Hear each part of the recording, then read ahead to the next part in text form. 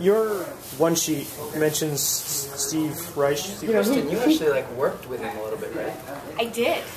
I performed Soprano 1 in Music for 18 Musicians when we were in college.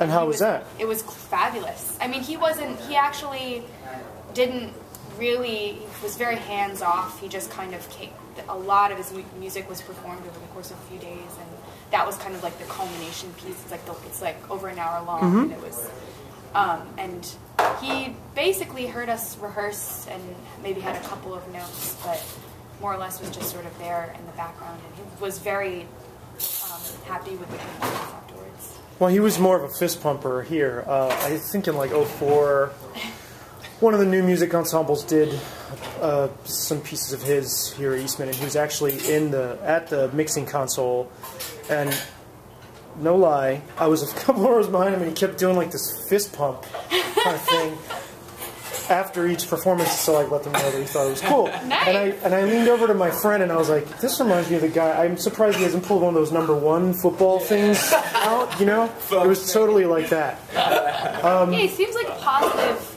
guy. Seems like excited to hear his music being played. He was very positive. Yeah, that's good. And he was all, and I was like, "Oh, it's great to see they didn't have to hire a mixing engineer. He's working the show too."